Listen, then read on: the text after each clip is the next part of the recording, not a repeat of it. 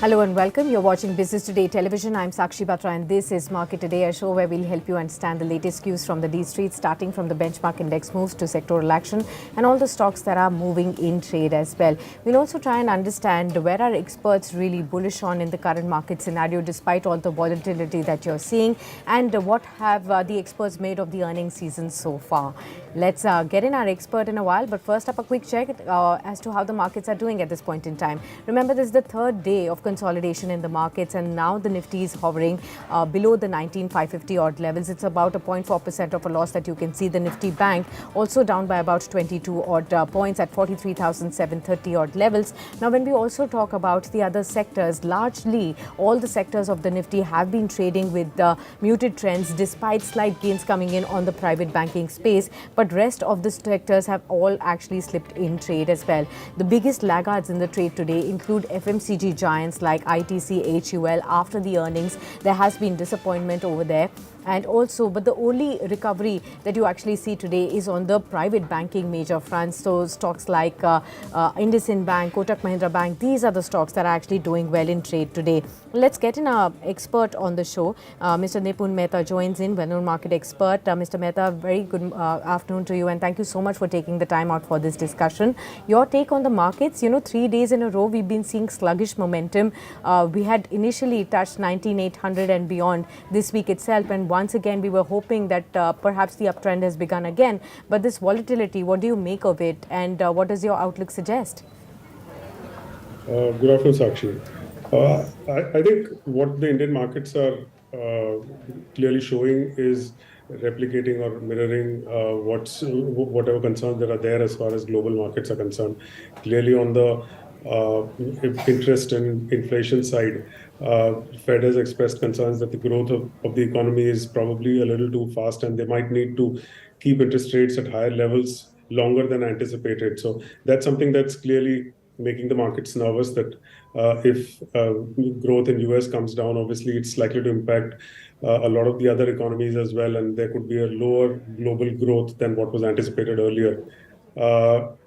That's something that's also likely to continue to keep the US dollar much stronger probably, and that could impact a lot of equations in terms of growth for a lot of other countries. The other concern, of course, has been the geopolitical issues worldwide, and which is something which has ensured that your crude oil prices are rising and rising fast. That's something that could increase raw material costs for a lot of companies. So clearly, when you have higher interest costs for a longer duration and maybe a higher raw material cost for a lot of specific industries, that could impact growth or corporate earnings. That's something that's spooking the markets, making the markets nervous, and that's where you're seeing a reasonable amount of nervousness coming in, despite reasonably decent earnings season that we've seen in the initial stages. Okay.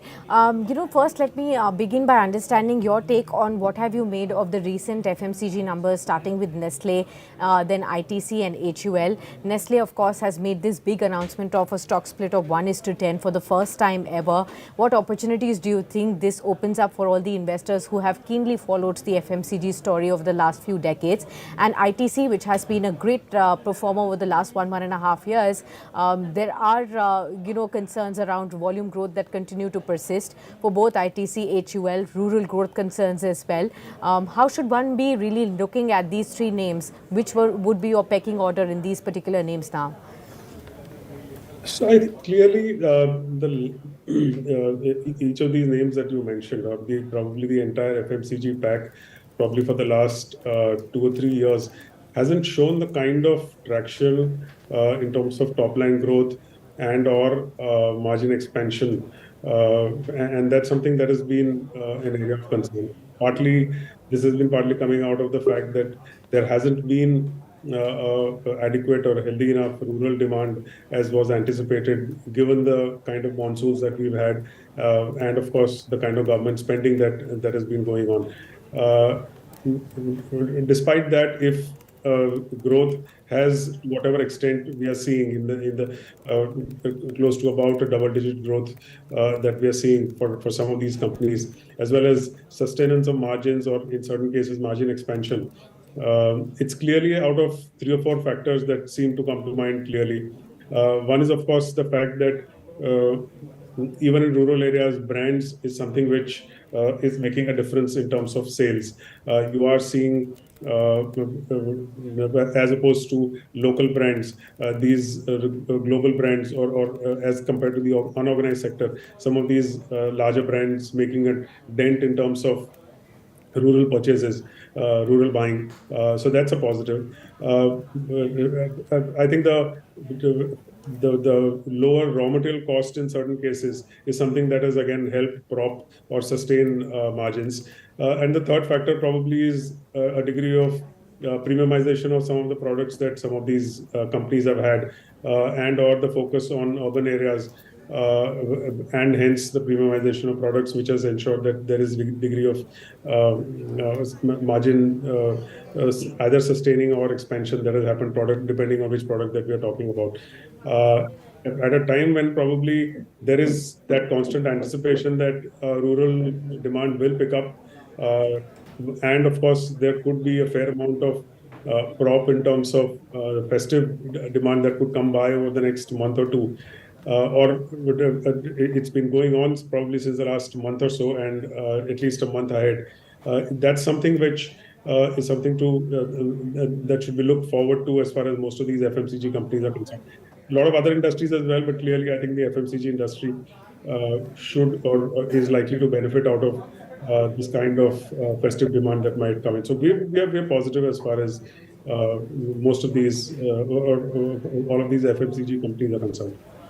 Okay, fair enough, sir. Apart from this, what's doing well in the markets today, despite the overall muted trend, is the private banking space. Some of these stocks that have really, rarely participated in the banking and the financial run-up that we've seen, whatever little bit in this entire year so far. Do you think this rally could sustain? Is it now time to start building on the portfolio with some of the undervalued stocks in the private banking space? So, Sakshi, I think we've seen a reasonably sideways movement for the private banking space over a few quarters now. This is despite, of course, the fact that there has been balance sheet growth that is happening. What we've seen typically is the PSU banking results being good, and PSU, which is space getting in a way re-rated, while the private banking space has been moving sideways. I think when we look at the kind of results that have come in for the private banking space as well, there has been a good rise. NIMs have been either maintained or expanded. Balance sheets have got further cleaned up. More importantly, of course, the credit growth or the corporate credit growth that was being anticipated hasn't come in to the extent it was anticipated. We are seeing a fair amount of retail lending, in a way compensating for the lack of corporate credit growth. But our sense is for a reasonable amount of up move as far as the private banking space is concerned, one will need to see a better credit growth happening from the corporate sector in order to ensure that that top line growth that is there, the kind of liquidity that is there with many of these banks is far better utilized. So yes, I think the profits have been or the initial results for a lot of these banks have been good, but in order to show visibility, I think that inching up of corporate credit growth is something which will be essential for us to see a serious up move coming in for these private sector banks. We must also, of course, understand that a lot of them are over-owned. If you look at the larger ones, most of them are institutionally largely over-owned. So they are now, in a way, in terms of valuations, becoming more and more interesting. But there needs to be that corporate credit growth visibility to take them up even further. Okay. The other trend that we've been noticing that has been the FII sell-off. In fact, even in October, we've actually seen the FII selling about $1 billion worth of Indian stocks, especially in 6 sectors, including power sector, which has really borne the maximum brunt. Over 2,000 odd crore rupees of sell-off is what they have seen. Telecom also has been one of the key sectors here.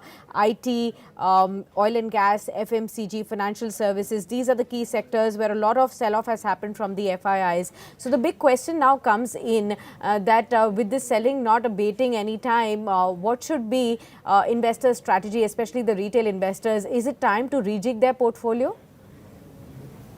So a lot of the FI selling across all of these sectors is largely given the strength of the dollar, given the kind of sort of relatively high interest rates, we are seeing 10-year treasury bonds quoting at almost 30-year highs as far as US is concerned, and that's something that's clearly pulling money. The dollars and showing up in terms of dollar strength that is there, and which is, I think, which makes it fairly obvious that the FIs are going to sell and move into a stronger currency, move into yields which are AAA for a highly rated economy. They're getting these kind of yields. I think what's sustaining clearly is the domestic savings that are there and domestic insurance and mutual fund companies that are there. And I think uh, at the end of the day, FIIs would sooner or later, as interest rates peak out and start showing or indications of a downward trend, would want to come back and ensure that they do remain invested in the fastest growing economy in the world, which is being sought for in terms of a lot of FDI that is clearly coming in into the country. So all positive indicators as far as domestic economy is concerned in terms of domestic fund flows, FDI flows, government spending, retail consumption spending, and all of that. So our sense is probably FIs would sooner or later need to come back in the short term till indications of higher interest rates in the US continue. You could see some outflows in the short term. Okay, but the festive spirit is clearly missing from the markets right now. Do you think that in the run up to Diwali, at least something situations will improve, and any particular sectors that you believe are likely to reap the maximum benefit of the festive season? So I think from indications that are there, there seems to be a reasonable amount of consumption spending happening in the festive season. You are seeing vehicle sales happening in the domestic market, two-wheelers, four-wheelers, EVs. You're seeing white goods clearly going off the shelves. Uh, so there does seem to be that uptick that is generally there during the festive season. I think what's key is what's the contribution that rural spending will also have in this overall anticipation that the festive season sales should be contributing, and that's something which has remained sort of relatively mild over the last 2 or 3 years, and that's something that would need to change to for us for it to show up in terms of much higher consumption that is there. Within all of this, I think uh, clearly the auto space seems to be standing out in terms of demand, in terms of sales that is happening during the festive season, and should gradually obviously get reflected in the December quarter. What we are seeing in terms of numbers, in terms of all of these segments, month on month, has been reasonably optimistic and positive. It should clearly get reflected, as we've already seen in the case of a few of these auto companies, in terms of higher margins, higher profitability. That's something that should show up for the December quarter as well. So positive as far as this space is concerned, for in terms of demand over the next few quarters. Okay, last question to you, sir. From the mid-cap space, we've seen a clear outperformance this entire year from the broader markets. In case the momentum were to continue, which are the spaces that you would be more positive on, and where would you advise investors to stay clear from? So within the mid-cap space, I think clearly, again, mid and small, if you include, in a lot of cases, valuations do look relatively stretched. So even within specific industries, one would need to be very specific. Take, as an example, take the case of the IT space. We've seen a mixed bag of results. There have been a set of mid-cap companies, mid-cap IT companies, which have shown very good results, which have also indicated or given a positive commentary in terms of the second half of the year, and that they are anticipating better growth than what they have had in the first half. On the other hand, you have some set of companies, both large and mid, within the IT space, which haven't really given a very positive guidance. So I think in each of these spaces, one would need to be very selective. You could look at autos, you could look at pharma, you could look at IT, cap goods, of course, selectively metals as well. But one would within that mid cap space in each of these sectors, one would need to be very company specific to see what's the extent of growth momentum and the margin sustenance that they're likely to see over the next few quarters. All right. Well, fair enough. Thank you so much, Mr. Mehta, for being with us on the show and discussing all these insights about the markets with all our viewers. Pleasure having you with us, as always, to have you with us on Business Today TV. Let's get back to the markets now. Just 2 minutes to go for the market to shut shop. It looks like we are going to be ending for the third straight session in the red, and the markets are now slipping even further. There is a 0.4% of a decline that you can now spot on the Nifty.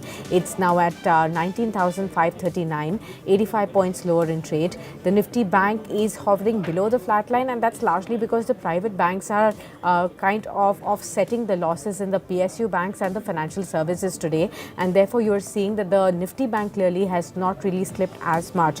But the broader markets, the mid cap and the small cap 100 index, that's where you will see the pain erupting in.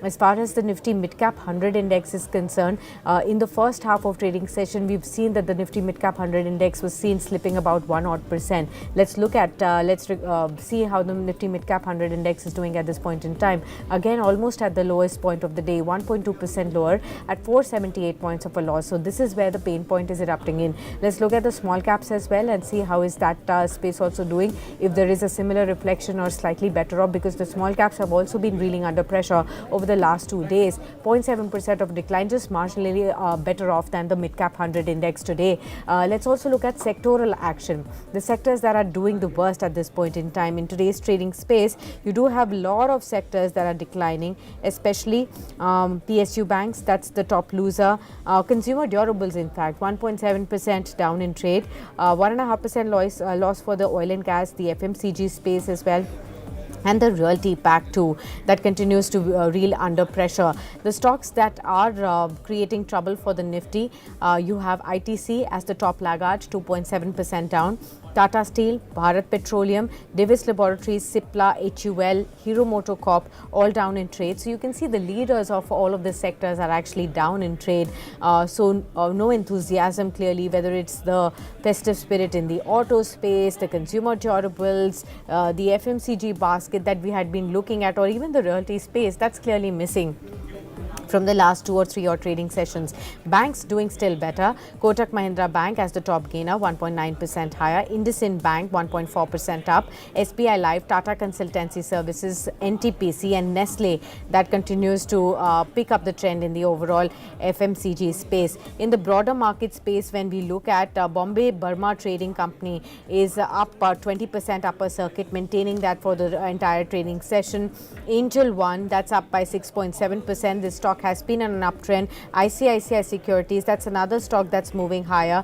BSE Limited, CG Power, Amber Enterprises, all of these stocks are hovering anywhere between 3 to 10% higher in trade. On the FNO space, you do have Multi Commodity Exchange as the top gainer, 5% higher.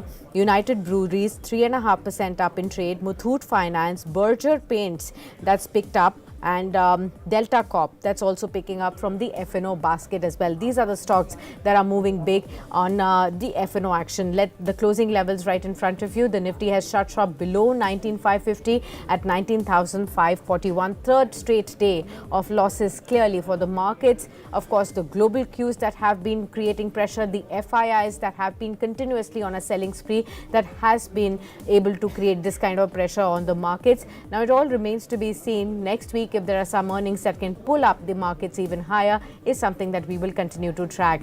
But do stay tuned on to Business Today TV for a whole lot more coverage from the world of news and stock markets that continues thereafter as well. Many thanks for tuning in onto this special edition.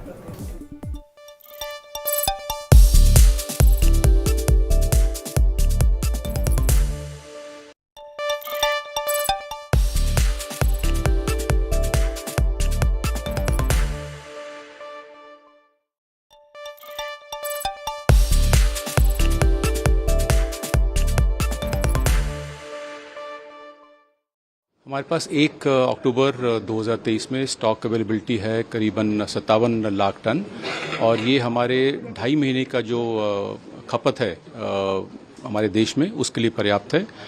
तो आप जानते हैं कि sugar cane crushing भी अभी शुरू हो गई है कई भागों में देश के और आने वाले 2-4 हफ्तों में हमारा नई शुगर आनी शुरू हो जाएगी क्रशिंग के बाद। तो